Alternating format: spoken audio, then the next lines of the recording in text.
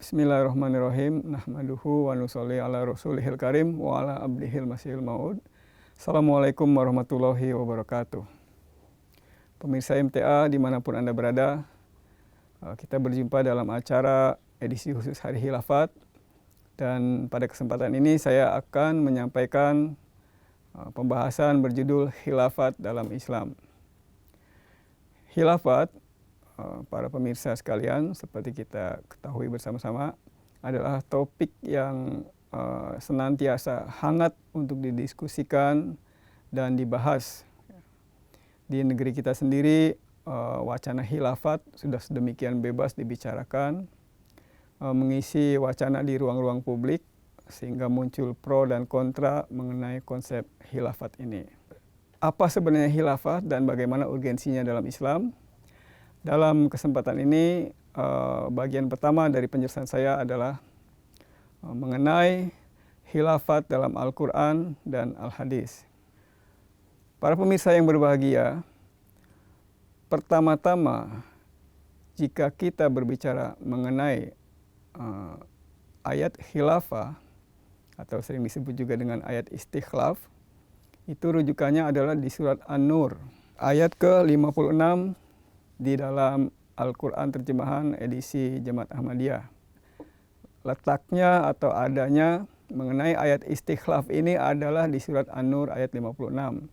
Dan di Quran non-Ahmadi atau di Quran umum adanya di ayat 55. Bunyi ayatnya adalah sebagai berikut. A'udzubillahi minasyaitonirrajim. Bismillahirrahmanirrahim. Wa'adallahu alladhina amanu minkum wa amilus solihati la yastakhlifannahum kama stakhlafal ladhina min qablihim wa la yumakkinanna lahum dinahumul ladzi tadolahum wa la yubaddilannahum min ba'di khawfihim amna ya'budunani la yusyrikuna bi syai'a wa ma kafara ba'da dzalika fa ulaika humul fasiqun. Terjemahannya adalah, Allah telah berjanji kepada orang-orang yang beriman di antara kalian, di antara kamu, dan yang mengerjakan amal-amal soleh, la yastakhlifannahum, bahwa dia akan menjadikan khalifah di kalangan mereka, kama stakhlafal ladzina min qablihim, sebagaimana dia telah menjadikan khalifah pada kaum-kaum sebelum mereka. Wala yumakkinana lahum dinahumul ladzi tadolahum, dan dia pasti akan meneguhkan bagi mereka agama mereka yang telah dia ridhoi bagi mereka. Wala yubaddilannahum min ba'di khaufihim amna, dan dia pasti akan memberi mereka keamanan dan kedamaian sebagai penggantinya sesudah ketakutan mencengkam mereka. Ya'budunani la yusyrikuna bi syai'a, mereka akan menyembahku dan mereka tidak akan mempersekutukan aku dengan sesuatu, dan mereka tidak akan mempersekutukan sesuatu dengan aku. Wa man kafara ba'da dzalika fa ulaika humul fasiqun, dan barang siapa yang ingkar sesudah itu, mereka itulah orang-orang yang durhaka. Itulah penjelasan Al-Quranul Karim mengenai khalifah. Timbul barangkali pertanyaan dari kalangan pemirsa, dari para pembelajar Al-Quran, para kawan-kawan santri, ulama dan sebagainya. Kenapa Jemaat Ahmadiyah menerjemahkan menjadikan khalifah-khalifah? Padahal tafsir yang umum mengatakan bahwa Allah akan menjadikan mereka pemimpin-pemimpin. Nah, jawaban yang paling sederhana adalah secara logika saja. Di sini, ya, Allah berjanji kepada orang-orang yang beriman di antara kamu, di antara kalian, maksudnya adalah kaum muslimin, ya, dan beramal soleh. Kalau diterjemahkan ini hanya kepemimpinan, tentu orang tidak beriman dan tidak beramal soleh pun di dunia ini juga mempunyai pemimpin-pemimpin.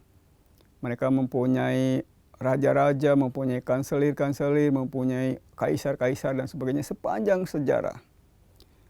Ya, jadi kalau diterjemahkan akan dikaruniai kepemimpinan itu adalah tidak tepat.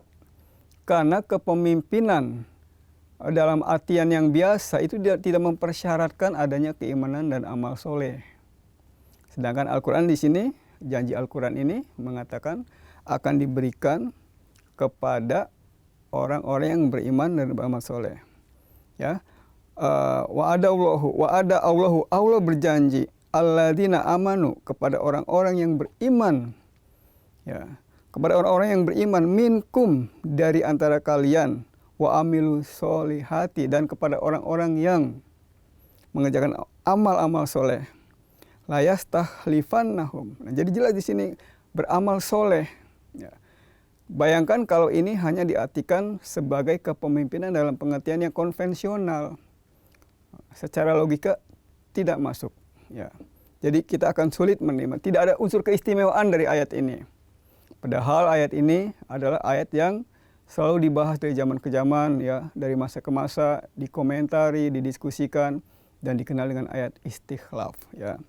La yastakhlifannahum itu berasal dari wajan istakhlafa, ya, istaf'ala. Ya. Wajan istaf'ala ini sama dengan wajan sama dengan kata-kata seperti istighfar. Ya. Istighfar berarti kita memohon gufron, memohon ampunan. Istaf'ala berarti itu menjadikan sesuatu sebagai khulafa, sebagai pemimpin. Ya. Istakhlafa, istaf'ala artinya menjadikan sesuatu. Nah, di sini bukan pengertiannya adalah kepemimpinan yang biasa. Ya. Kemudian di sini dilanjutkan kama istakhlafal ladzina min qablihim, sebagaimana, ya, Allah telah istakhlafa. Allah telah memimpin khalifah-khalifah, telah memberikan khalifah-khalifah, ya. Telah memberikan khilafah atau khalifah min qablihim, sebelum mereka. Ya.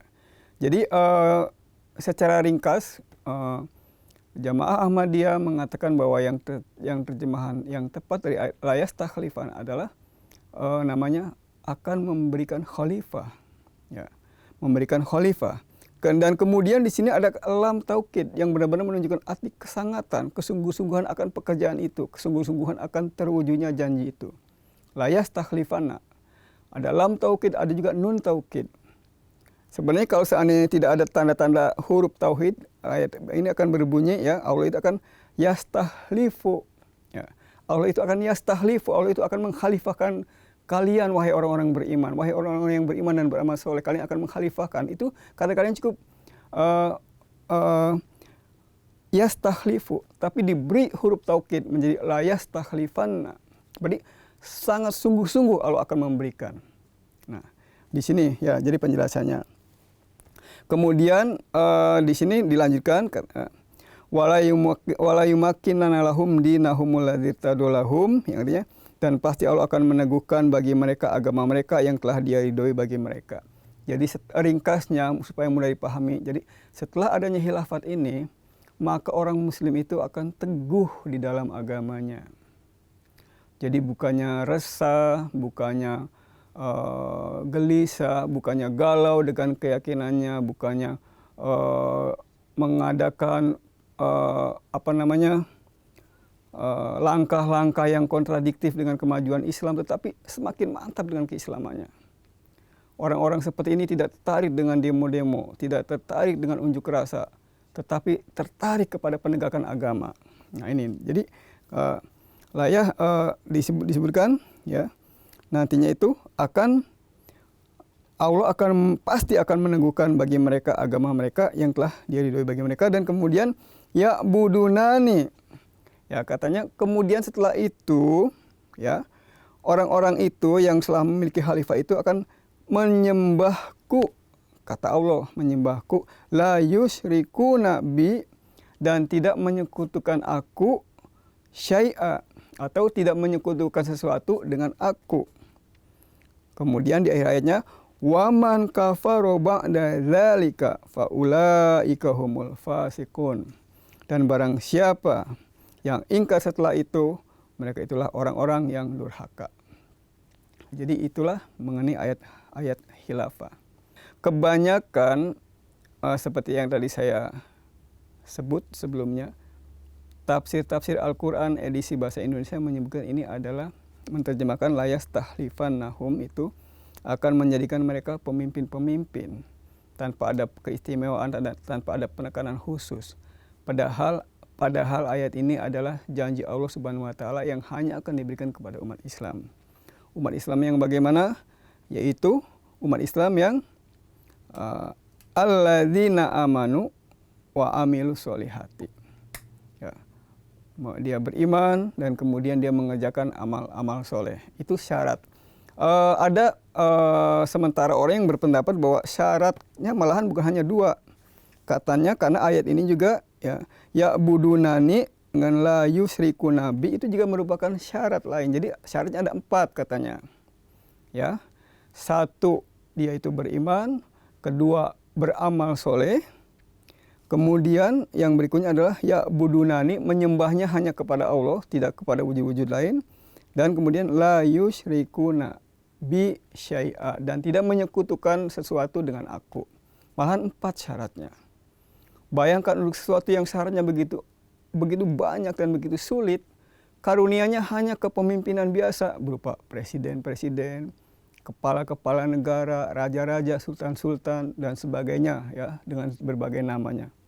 Apakah mungkin? Apakah tafsir yang seperti ini bisa menunjukkan keistimewaan? Nah, sekarang kalau kita kaitkan dengan Jemaat Ahmadiyah di dunia ini, para pemirsa MTA sekalian, dari segenap umat Islam yang ada, hanya Jamaah Ahmadiyah lah yang memiliki figur kepemimpinan yang disebut sebagai khalifah. Dan itu sudah berlangsung selama 100 tahun lebih. Ya, jadi sejak kemunculan Jamaah Ahmadiyah yang dibawa oleh Hazrat Mirza Ghulam Ahmad alaihissalam, pendiri Jamaah Ahmadiyah, kemudian setelah kewafatan beliau, Jamaah Ahmadiyah ini dipimpin oleh sosok-sosok pemimpin yang bergerak Khalifatul Masih. Ya. Dan sampai sekarang sudah 100 tahun lebih. Nah, bagaimana kalau seandainya Khalifah Ahmadiyah ini bukan sesuai dengan ayat ini? Ini lebih mengkhawatirkan lagi Bapak Ibu sekalian. Kalau seandainya Jamaah Ahmadiyah dengan konsep khilafahnya itu ternyata bukan pengenapan dari ayat ini, maka berarti di dunia ini tidak ada orang yang beriman dan beramal soleh. Ini lebih mengkhawatirkan lagi dan lebih menunjukkan kegagalan agama Islam itu sendiri. Karena apa? Karena agama Islam yang diturunkan ke dunia ini untuk menyelamatkan manusia ternyata tidak ada yang memenuhi syarat untuk mengikutinya. Al-Quran ini tidak ada pelakunya, tidak ada yang menaatinya, dan janjinya juga tidak benar. Kenapa?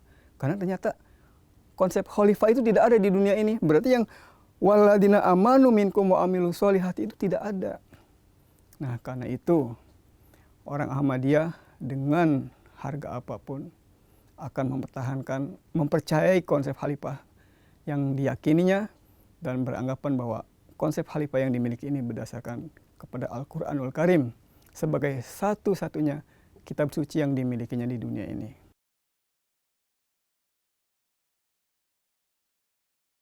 Bagaimana bentuk khilafah di dunia nyata, termasuk diantaranya sampai masa kini. Karena konsep Al-Quran itu harus kita buktikan. Janji Al-Quran, konsep Al-Quran, rencana Allah, janji Allah itu pasti ada pengenapannya. Termasuk juga tentunya adalah janji mengenai mendirikan khilafah ini.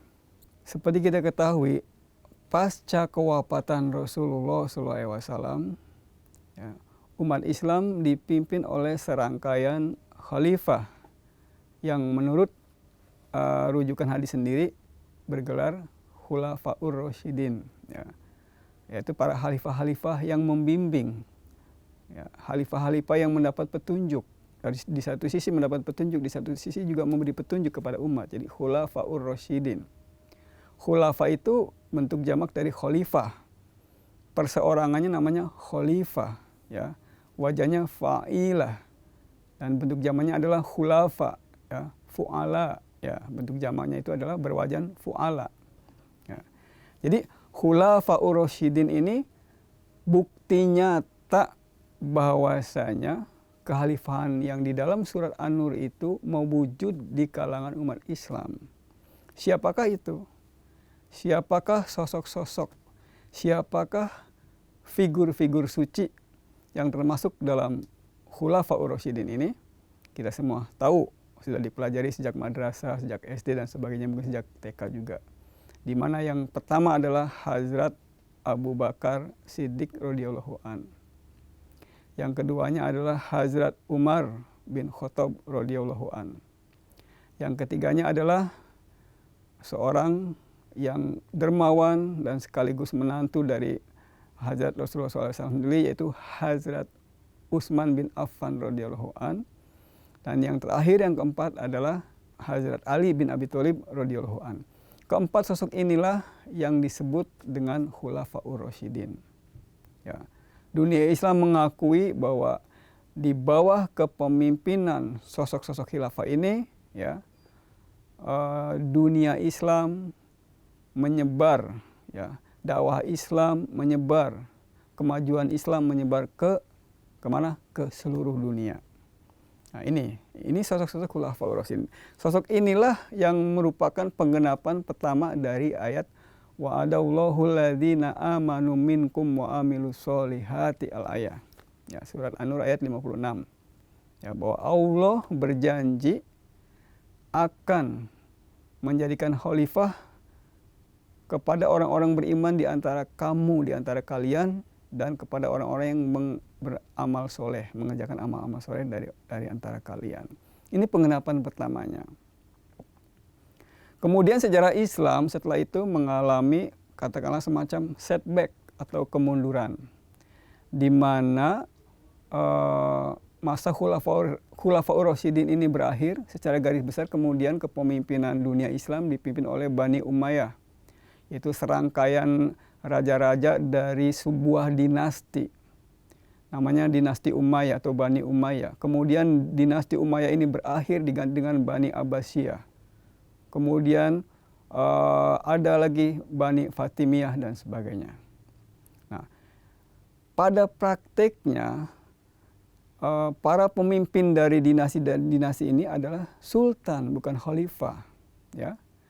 Karena kepemimpinannya itu politis, ya, dan dipilih berdasarkan keturunan. Sementara dalam kasus khalifah-khalifah pengganti Rasulullah SAW tidak demikian. Lalu timbul pertanyaan, bagaimanakah khilafah di zaman ini? Adakah khilafah di zaman ini? Saya berikan jawaban bahwa khilafah di zaman ini adalah ada. Khilafah di zaman ini dengan karunia Allah Subhanahu wa taala untuk kaum muslimin di seluruh dunia dan bahkan untuk seluruh manusia itu juga mewujud atau eksis di dunia ini. Siapakah itu? Khilafah yang ada di masa sekarang ini berwujud dalam bentuk khalifah-khalifah pemimpin Jamaah Ahmadiyah Internasional. Jadi Bapak-bapak, Ibu-ibu, hadirin para pemirsa MTA dimanapun Anda berada. Jadi secara ringkas, setelah masa Rasulullah SAW itu umat Islam dipimpin oleh khulafa-khulafa, oleh Khulafaur Rasyidin. Kemudian era Khulafaur Rasyidin itu berakhir, dipimpin oleh dinasti-dinasti, ya, dengan para pemimpinnya bernama bergerak khalifah, tetapi hakikatnya mereka adalah raja-raja atau sultan-sultan. Ya.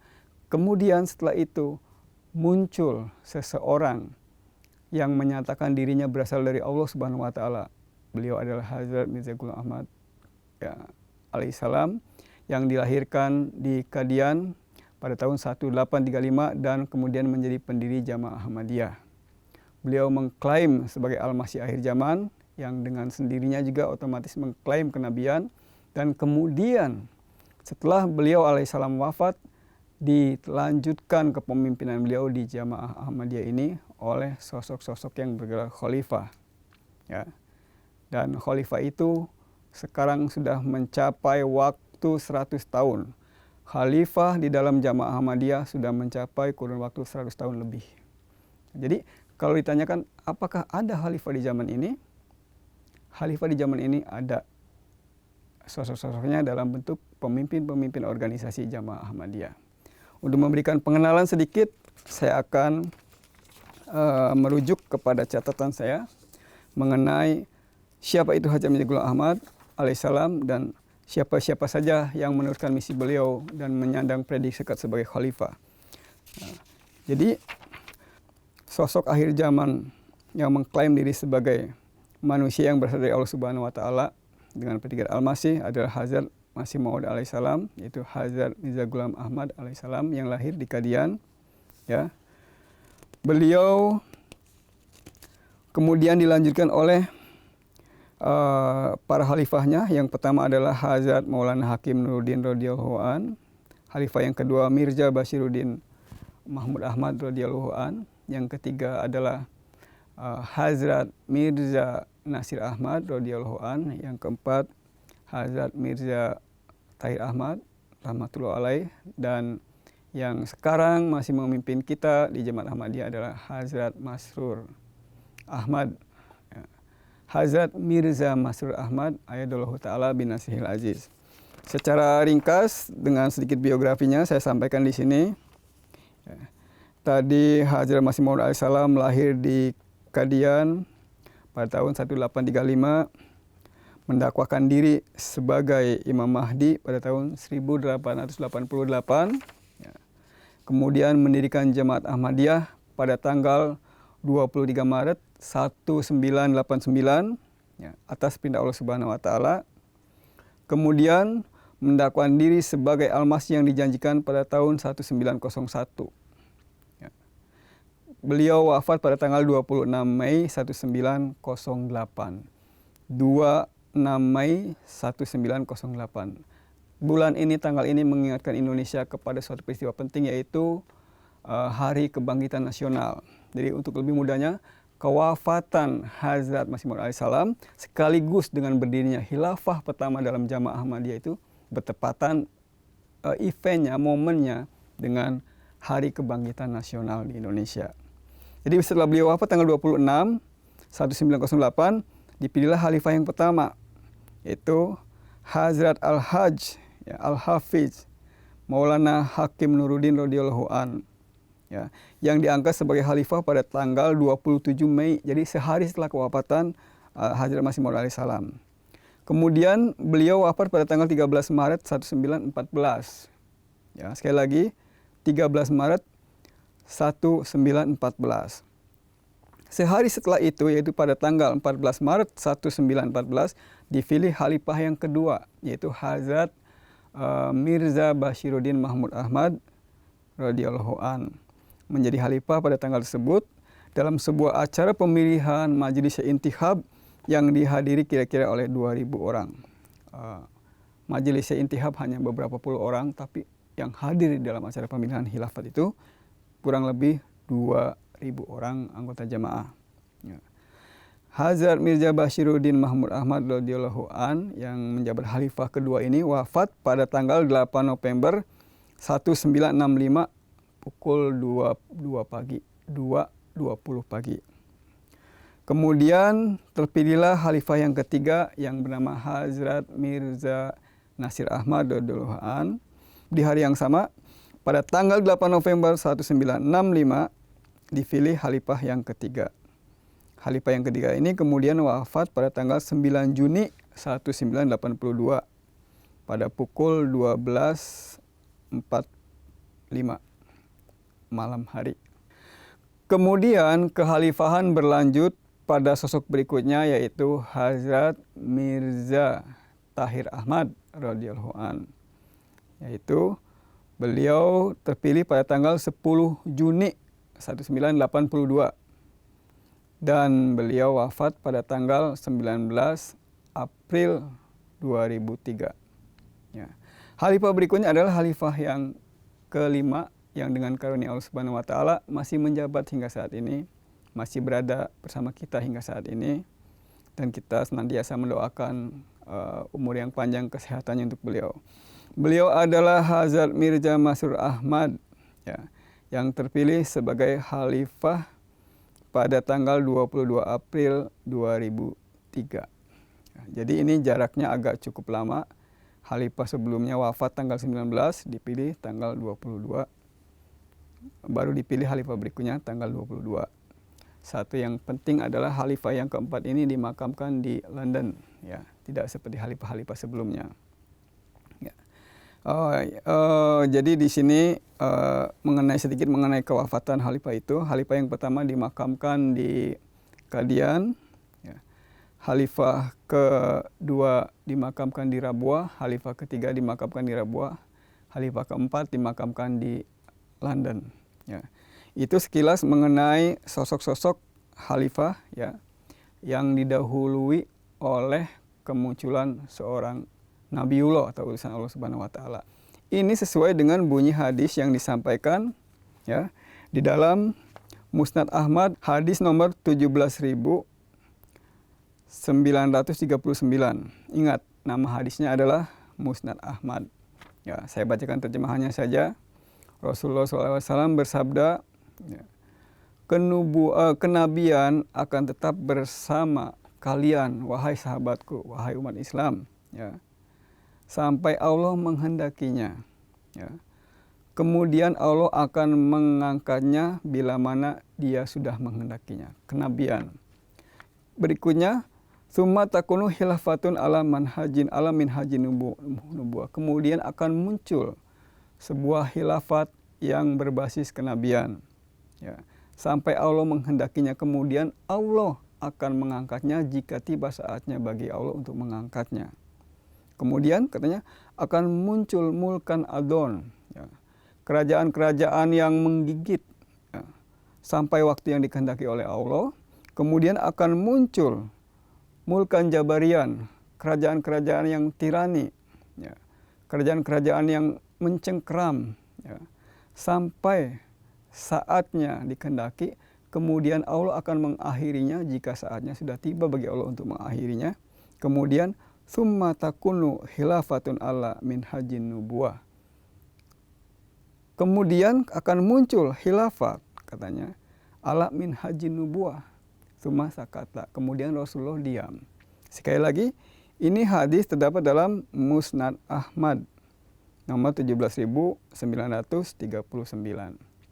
Jadi di sini yang pertama tadi disebutkan kenabian, yang keduanya khalifah yang berdasarkan kenabian, kemudian muncul mulkan adon, kemudian muncul mulkan jabarian, kemudian muncul khilafah yang bersendi kepada kenabian. Summa sakata, kemudian Rasulullah SAW diam. Jadi di sini jelas, sebagaimana yang pertama, khilafatun ala manhajin nubuwah, yang pertama adalah meneruskan misi Rasulullah SAW atau melanjutkan kenabian Rasulullah SAW, maka kekhalifahan di akhir zaman juga melanjutkan sebuah kenabian. Yaitu kenabian siapa? Kenabian Hazrat Mirza Ghulam Ahmad alaihissalam, yang kebetulan bukan kenabian syariat, karena beliau masih tetap menginduk kepada Rasulullah SAW. Baik sebagai agama maupun kitab sucinya tetap menginduk, karena Islam itu adalah agama yang sempurna hingga akhir zaman, yang tidak akan ada lagi agama setelahnya. Dan Al-Quran itu adalah kitab suci yang sempurna yang tidak akan ada lagi sesudahnya kitab suci baru sampai hari kiamat.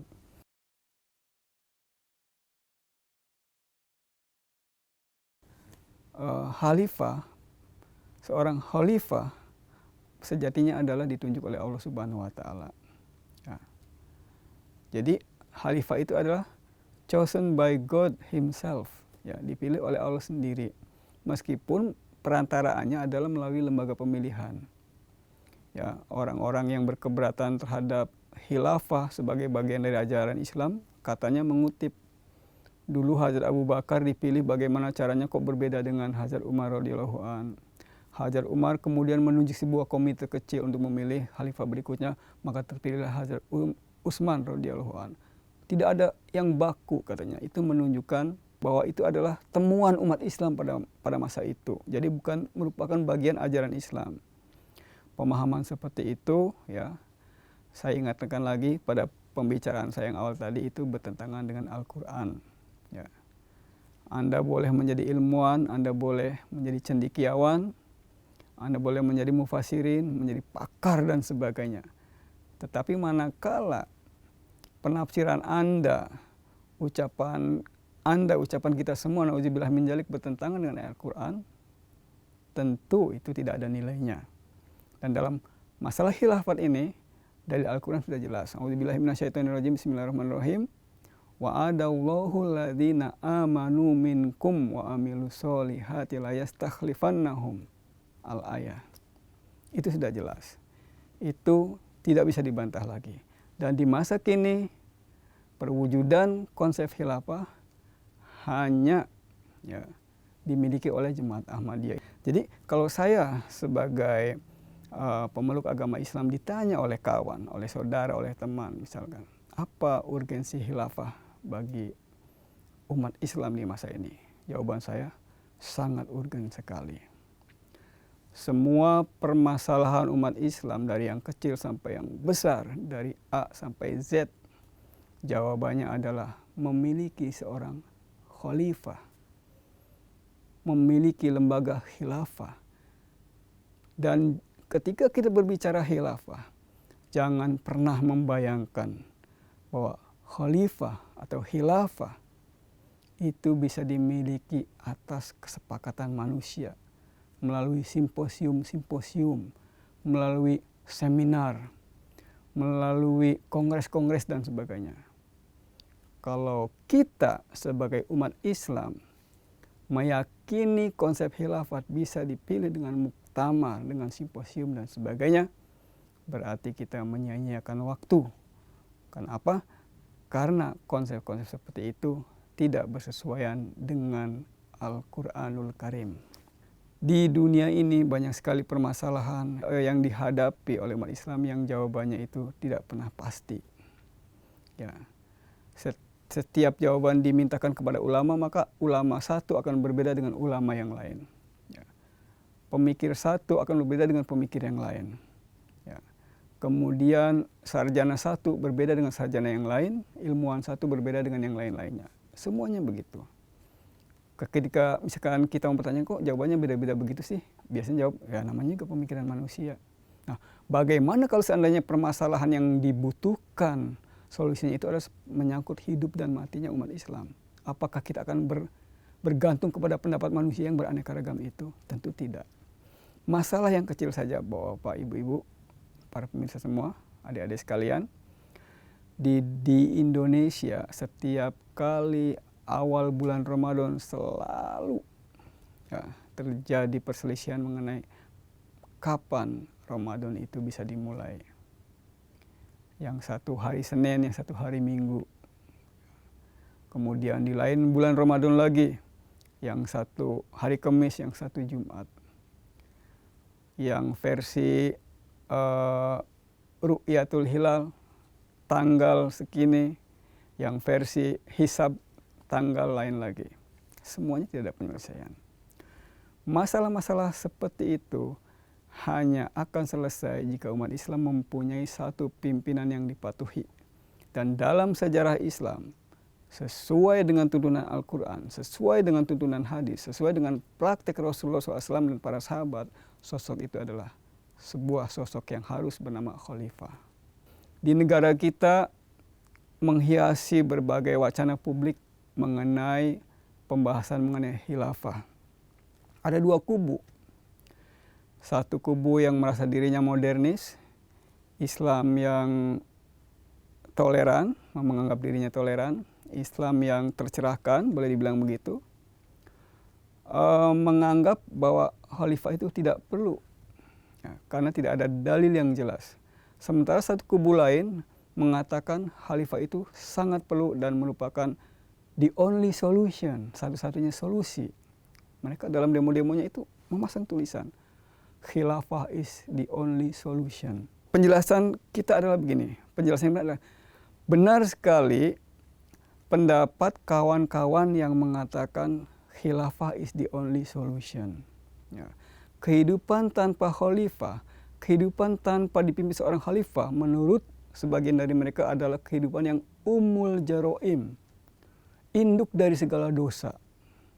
Bayangkan Bapak, bayangkan hadirin ya, bayangkan pemirsa semua. Kehidupan tanpa khalifah, kata mereka, itu adalah situasi yang umul jaroim. Situasi kondisi di mana itu terdapat di dalamnya itu umul jaroim, induk dari segala. Umu itu ibu, jaroim itu bentuk jamak dari dosa. Jadi induknya dosa, ibunya dosa. Tetapi sayangnya, kawan-kawan atau kelompok umat Islam yang menyetujui urgensi umat Islam dan berpendapat harus memperjuangkan umat supaya khilafah ini tegak di dunia Islam dan di dunia ini, menganggap khalifah itu sebagai sosok kepemimpinan politik. Ya. Ini yang tidak disepakati oleh Jemaat Ahmadiyah. Karena khalifah sejatinya adalah pemimpin rohani sebagai penerus kepemimpinan Rasulullah SAW. Ya.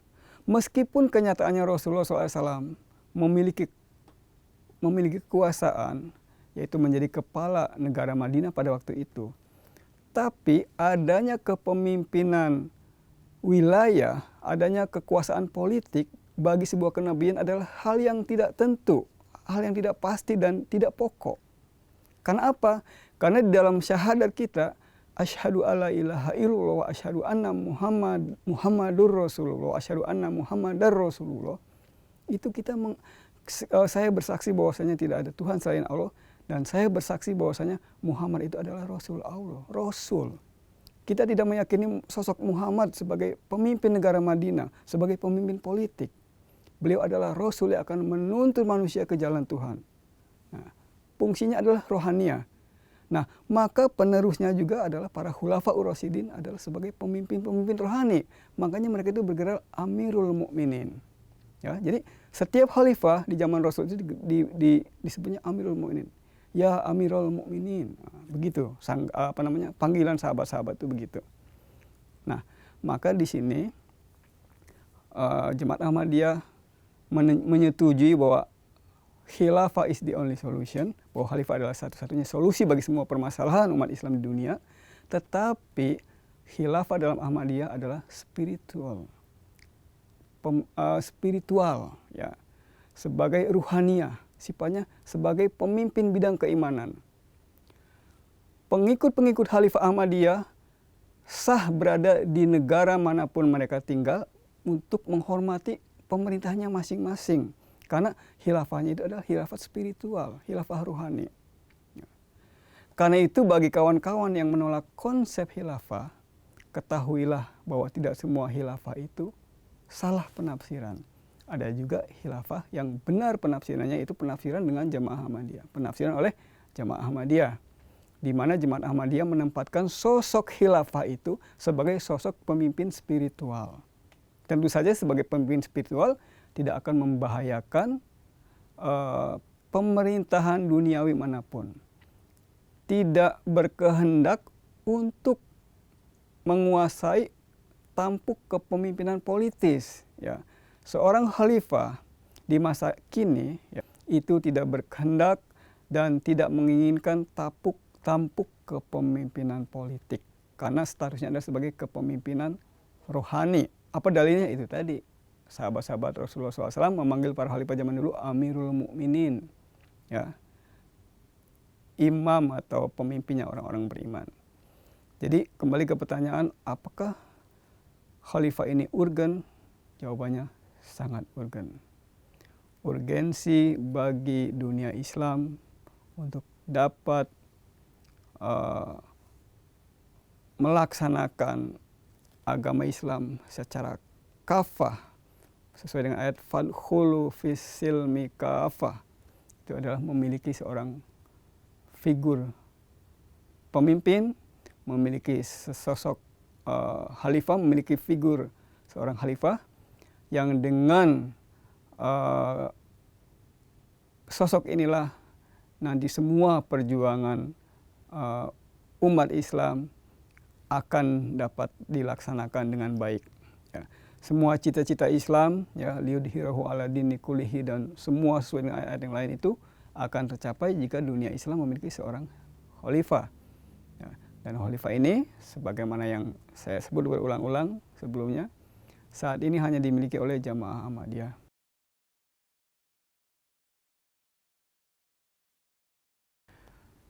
Sebelum saya lebih lanjut menjelaskan mengenai fungsi khalifah yang lain, yaitu khalifah sebagai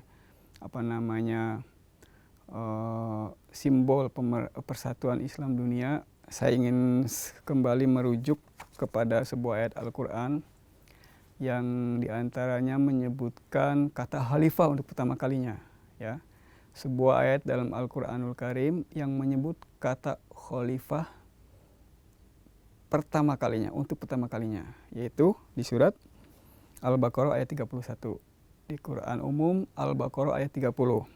Bunyi ayat itu adalah A'udzubillahi minasyaitonirrajim. Bismillahirrahmanirrahim. Wa idh qala rabbuka lil malaikati inni ja'ilun fil ardi khalifah.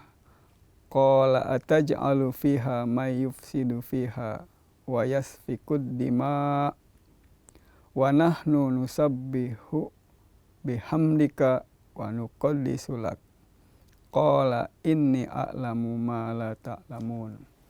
Itu sebuah ayat dalam Al-Quran yang intinya berisi dialog Allah Subhanahu wa Ta'ala ketika akan menunjuk Adam alaihissalam sebagai khalifah.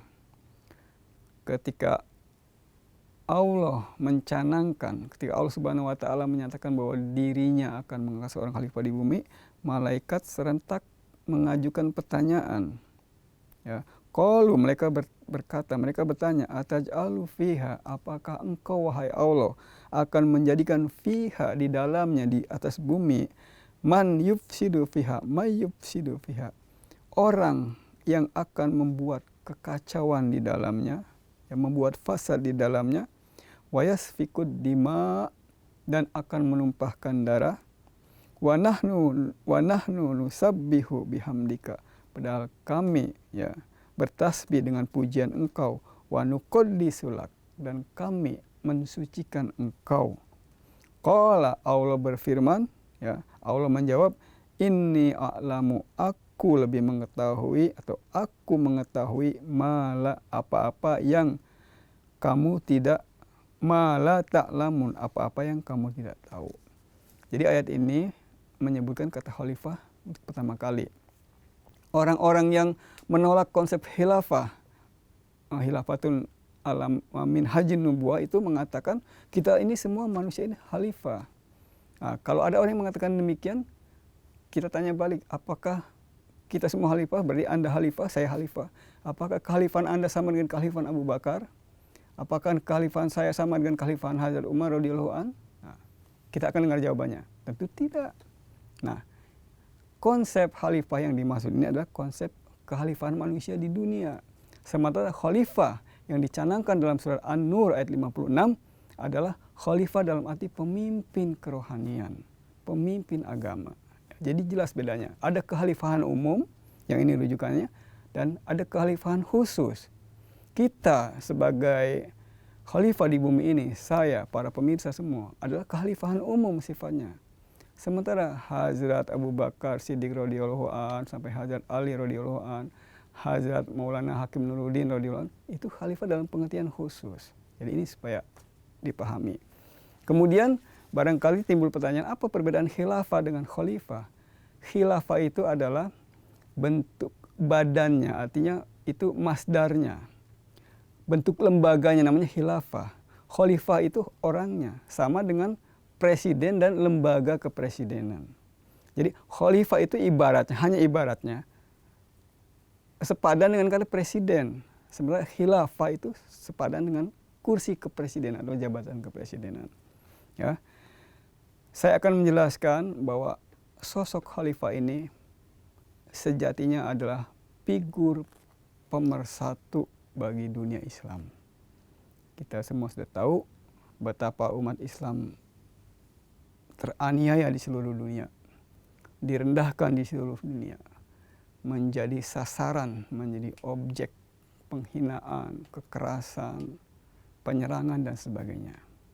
Kita baca di media-media, Muslim Rohingya, Muslim di Irak, Muslim di Iran, di beberapa negara-negara yang lain, semua menjadi kaum yang direndahkan, kaum yang tidak memiliki martabat, identik dengan keterbelakangan, identik dengan nauzubillahi min dzalik, kekejaman, kekerasan, malah kebrutalan. Ini semua karena umat Islam tidak mempunyai sosok kepemimpinan dunia. Yang anehnya, padahal sosok kepemimpinan dunia ini ada di hadapan mata mereka sendiri. Ini sebuah anomali. Ini sebuah sumber keheranan yang suatu saat akan dicatat oleh sejarah umat Islam di masa mendatang. Pada saat dunia Islam sudah memiliki khilafat sampai 5 orang, sampai 5 kali berturut-turut, yang artinya sudah melewati ambang batas yang dicontohkan oleh Rasulullah SAW, hanya 4 orang, ini sudah 5 orang, ya. Itu mereka masih belum menyadari. Mereka masih mengadakan konferensi-konferensi untuk kepemimpinan umat Islam. Padahal kekhalifahan yang ada saat ini sesuai dengan Al-Quranul Karim, sesuai dengan hadis-hadis Nabi Muhammad SAW, persis terjadi seperti apa yang dicontohkan dalam sejarah Islam. Yaitu di masa siapa? Di masa Khulafaur Rasyidin. Jadi sejatinya para pemirsa semua, sosok khilafah ini adalah figur pemersatu umat untuk membawa Islam kepada kemenangannya sesuai dengan janji Allah Subhanahu wa taala di dalam Al-Qur'an. Huwaladzi ba'atsa fil ummiyina rasulam minhum, dan seterusnya, ya. Pada kata liyudhhirahu ala dini kullih, ya. Dan juga sebegitu banyak ayat-ayat lain yang menunjukkan kemenangan-kemenangan dalam corak yang berbeda. Ya.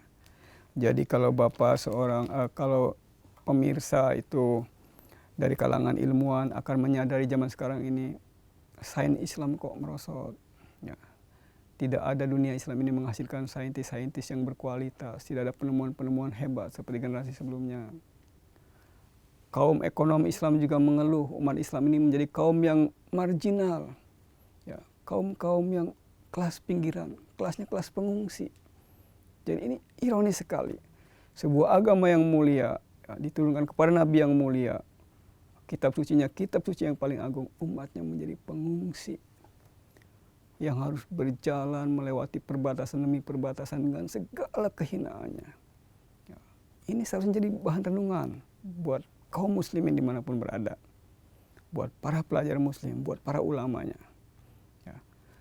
Khilafah ada di hadapan kita, tetapi kita tidak mempedulikannya. Timbul pertanyaan, kalau memang khilafah itu ada dan sedang beraktivitas, apa aktivitas yang ada sekarang ini? Khalifah yang ada sekarang ini bernama Hazrat Mirza Masroor Ahmad Ayadallahu Ta'ala bin Nasril Aziz. Beliau adalah cicit dari pendiri Jamaah Ahmadiyah itu sendiri. Beliau selain memberi tarbiyat, ya, kepada para jamaahnya melalui khutbah Jumat rutin yang ditayangkan oleh stasiun MTA dunia ini ke berbagai penjuru dunia, ya. Juga beliau banyak mengadakan seminar-seminar, konferensi-konferensi yang diantaranya adalah Peace Symposium. Pernah diadakan di Jerman, di Perancis, di Amerika, dan tentu saja di Inggris.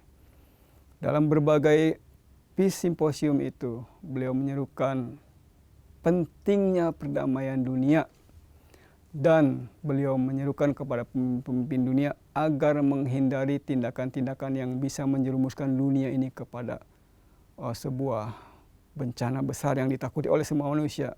Apa itu? Yaitu Perang Dunia Ketiga. Melalui simposium di Jerman, ya, melalui simposium di Inggris beberapa kali, juga melalui surat menyurat yang beliau lakukan dengan pemimpin-pemimpin dunia. Beliau menyerukan semua pihak untuk menahan diri. Jangan sampai dunia ini terjerumus, ya, ke bala bencana besar yang ditakuti oleh seluruh manusia, yaitu Perang Dunia Ketiga. Ya. Para politikus boleh bergerak sesuai dengan kapasitasnya masing-masing. Ya. Para ekonom, para ilmuwan boleh bergerak. Tetapi buat kita manusia beragama yang meyakini akan eksistensi Allah Subhanahu wa taala, khususnya umat Islam. Ya. Allah Subhanahu wa taala itu sendiri yang akan melakukan semua ini dengan sukses. Sosok khalifah sejatinya adalah seorang figur pemersatu, sebagaimana dulu yang pernah terjadi dalam sejarah Islam, ya, sebagaimana juga yang digariskan oleh Al-Quranul Karim dan hadis-hadis Nabi SAW. Sepertinya ini adalah sesuatu yang klise, sesuatu yang diulang-ulang, tetapi ini adalah jawaban untuk kita semua, untuk kaum muslimin di Indonesia, di Arab Saudi, di Inggris, atau dimanapun berada, bahwa seorang khalifah adalah figur pemersatu bagi dunia Islam. Tanpa pengakuan yang benar kepada sosok khalifah ini, tidak akan pernah ada yang namanya persatuan Islam. Tidak pernah akan tegak yang namanya ukhuwah Islamiyah, baik itu di Indonesia, di Arab Saudi, di Malaysia, di Nigeria, di Inggris, atau dimanapun. Karena sosok khalifah inilah yang ditakdirkan oleh Allah Subhanahu wa taala akan memimpin kita menuju kemenangan dunia dan akhirat. Nah, kalimat tadi sekaligus mengakhiri acara ini, yaitu sebuah acara yang disampaikan dalam rangka special edition Hari Khilafat. Semoga penyampaian saya yang sederhana ini, yang jauh dari sempurna ini, bermanfaat untuk para pemirsa semua. Dan semoga dengan karunia Allah Subhanahu wa taala kita bisa berjumpa lagi di lain acara dan di lain waktu. Wa akhiru dawana anil hamdulillahirabbil alamin. Assalamualaikum warahmatullahi wabarakatuh.